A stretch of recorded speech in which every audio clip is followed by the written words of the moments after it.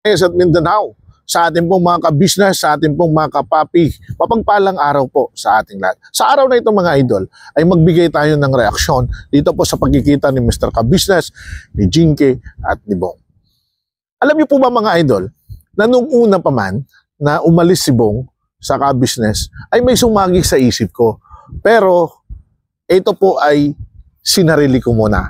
Pero this time, gusto ko munang i-share sa inyo kung ano yan. Nagkaroon ako ng pagkakataon mga idol, isang espekulasyon na ang sabi ko, baka ang pagkawala ni Bong ay related sa pagdating ni Mata. Kasi, nung time na una na dumating si Mata, nagulo ang isip ni Bong. Etong pangalawa, dumating din si Mata, nawala din si Bong sa Ka-business. Kaya po, hindi po maisasantabi na ang espekulasyon ko ay related dito. Pero dahil nga sa wala akong proof of evidence, mas sinarili ko muna. Hinayaan ko munang panoorin, tingnan ang mga pangyayari. Nagkaroon ako ng matinding, kumbaga pagdududa na, nang naglabasan na itong issue about kay Tanay Linda, na di umano, dumating pumunta si Bong sa kanila, and then nagsabi na mas mahal ni Bong si Clarissa. Tapos, nung nanonood tayo ng mga live ni Mata, di po ba? Eh, mayroon po doong isang video na pinakita niya, may larawan na nagkita o nagkausap sila, di ba? Parang ganun. Pero alam niyo po mga idol, ang nakita ko rito, nung magkita na si Bong, si Jinky at si Mr. Ka-business, napagtanto ko na itong pagkawala ni Bong ay nasakyan din. Sinakyan din ito ng kabilang kampo. Para sa espekulasyon na baka nandun sa kanila si Bong, di ba? Kumbaga sumakay sila sa issue, kaso nga lang, hindi nag-click dahil wala namang nagbigay ng reaksyon sa kanila. So, hindi masyadong natanggap yan ng tao. Okay? At least, kahit papano, mga idol, may mga statement man na binigay si Nanay Linda, hanggang doon lang ang level ng pagkagulo ng tao, ng kanilang kamalayan. Pero nung nagkita na si Bong, si Mr. Ka-business at si Jinky, lahat ito burado. Tanging ang rason ng pagkawala ni Bong, una, doon sa hindi niya sinasadyang pangyayari kay Budang, and then pangalawa, dahil na-miss niya ang kanyang mga magulang. So sa pagkakataong ito na nakita at narinig na natin yung espekulasyon o yung mga sinabi ni Bong, masasagot din mga idol yung pong pagkakataon na naguluhan ang comment section. Marami kasi ang nagsabi na magiging kawawa lang itong si Jinky sa kamay ni Bong. Marami ang nagsasabi na betawan na kasi matigas ang ulo. Pero at least mga idol, sa puntong ito, nakita natin kung ano talaga ang pinaka-rason ng kanyang pag-alis. Sa akin lamang, mga idol, nung nakita natin itong puntong ito, sana po, para sa akin, ay makita natin na kahit papano, una, gusto din naman magbago ni Bong eh. At hindi maiiwasan na dumating sa punto na mababalik sa kanyang alaala na nagiging rason para ma-depress yung tao. At gusto niyang mapag-isa. Ito yung pinakamagandang bagay. Ang kagandahan lang dito, sa punto na gusto niyang mapag-isa, at least, na-control niya ang kanyang sarili. Hindi na siya bumalik sa bisyo. Uminuman, sabi nga niya, pero kunti lamang. Marami ang mga comment na dapat hindi daw ituloy ang pag-aasawa. Pero sa puntong akin, bakit hindi natin subukan isuot ang sapatos ni Jinky nang sa ganun malaman natin kung ano ang kanyang nararamdaman. Wala tayo sa posisyon para questionin ang bagay na yan. Dahil yan ay nararamdaman ni Jinky at nararamdaman ni Bong. Para sa akin, kung ano man ang mangyari sa hinaharap, eh hindi natin sakop para husgahan. Kasi ako mismo mga idol, sabihin ko sa inyo, naniniwala ko na kung si Jinky at si Bong ay magkakatuluyan. Isang magandang impluwensya si Jinky para mapabago si Bong.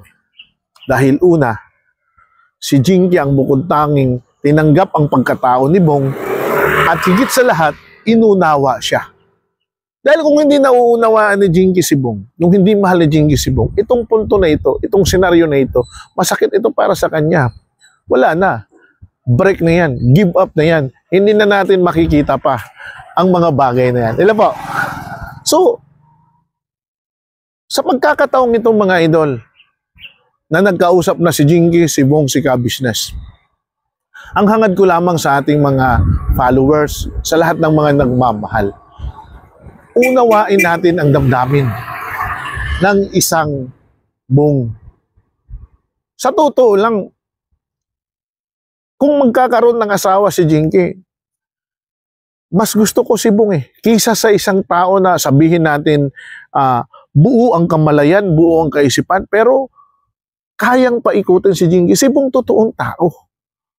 Lahat ng mga sinabi ni Bong nagpapakita ng kanyang pagiging totoong tao. Ang problema lang dito, dahil may mga followers o mayroong mga nanonood, may mga nagsasabi sa comment section na mas tinitingnan pa rin yung level ni Bong kung saan nandun pa rin siya sa level ng taong grasa. Oo, taong grasa si Bong. Pero kung tingnan natin, iba na siya ngayon. Iba na siya ngayon.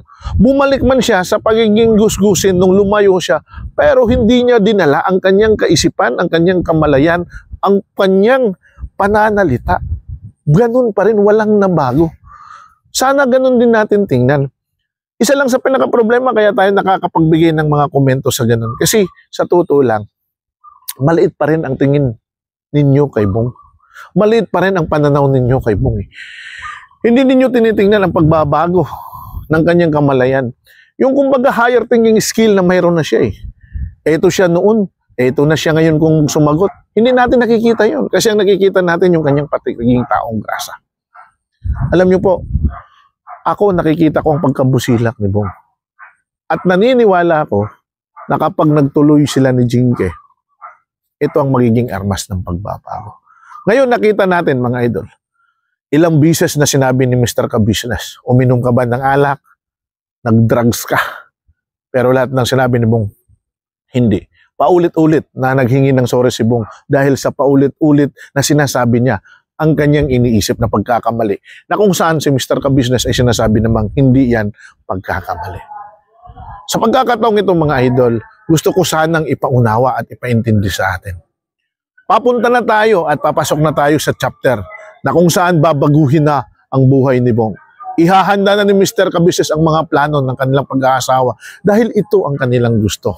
Ang higit na kailangan natin this time is pang-unawa.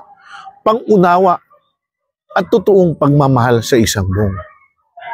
Bigyan natin ng pagkakataon na maging masaya naman siya. Bigyan natin ng pagkakataon na maging tatay naman siya. Maging responsabling padre de pamilya.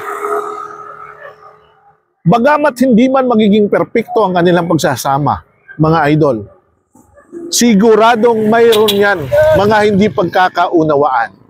Pero naniniwala ko na dahil sa kanilang totoo at wagas na pagmamahalan, madali nilang mariresolve ang kanilang problema. Sige, sino sa atin ngayon ang walang problema sa relationship sa pamilya? Kahit may asawa na, may problema pa rin, di po ba? Hindi naman maiiwasan yan. Walang perpektong pagsasama, sabi pa nga. Dumadating pa rin ang punto na nagkakaroon pa rin ng argumento. Pero tandaan ninyo, normal yan sa pag-aasawa. Pero sa puntong ito kay Bong, ang pinakamaganda rito, dahil si Jinky ang higit na nakakaunawa sa kanya. Dahil si Jinky ngayon, this time, ang mas malawak ang pang-unawa. At si Jinky ang nagdadala ngayon ng renda ng desisyon para baguhin siya. Suportahan po natin mga idol. Pakaabangan at pakatutukan ang susunod na mga video ng Ka-Business. Sobrang nakaka-excite na ito sapagkat yan, ito na po yung pagkakataon na talagang papunta na sa preparasyon ng pagmamahalan dahil sinabi naman ni Bong na gusto niya talagang magpakasal kay Jinky at tanggap naman ito ni Jinky. Yan po ang ating tututukan, yan po ang ating aabangan mga idol sa susunod nating vlog, sa susunod nating mga video. By the way mga idol, pasilip ko lang sa inyo itong lugar kung nasaan ako para makita po ninyo. Samahan nyo ako. Yo mga idol, kita nyo naman. Lahat yan ay mga palaisdaan. Di ba? Palaisdaan yan. At kaya maingay tayo kasi, ayan, ito po yung daanan, highway. Ito po yung daanan, parong-parong. And then maingay tayo. Nandito tayo sa may simbahan pala nakapwesto, hindi natin alam. Kaya ayan. So, ayan. So, paano mga idol, hanggang dito lang po muna ang ating reaction video. Sana po ay may napulot tayo. Again, pakatutukan at abangan ang mga susunod na pangyayari. At this time mga idol, please follow Anconi Ka-Business Official, Ka-Business Family and Papa Dins. Isama natin po mga idol ang ating pong pinakamamahal na mga kagwang. Siyempre, suportahan natin si Bong, si Istong, lahat ng mga kagwang mga idol. At ang ating mga ka-business reactors at ang inyong taong gala. Marami pong salamat mga idol. God bless us all.